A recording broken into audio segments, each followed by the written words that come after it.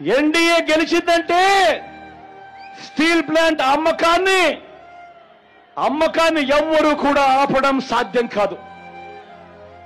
ఎందుకనంటే వాళ్ళు దీన్నే ఎన్నికల రెఫరెండంగా తీసుకుంటారు.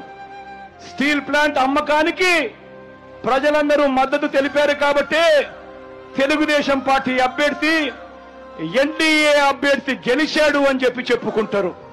ప్రతి ఒక్కరూ కూడా ఆలోచన చేసుకోమని చెప్తా ఉన్నా, ప్రతి ఒక్కరూ కూడా గుర్తు పెట్టుకోమని చెప్తా ఉన్నా ఈ అంశాన్ని.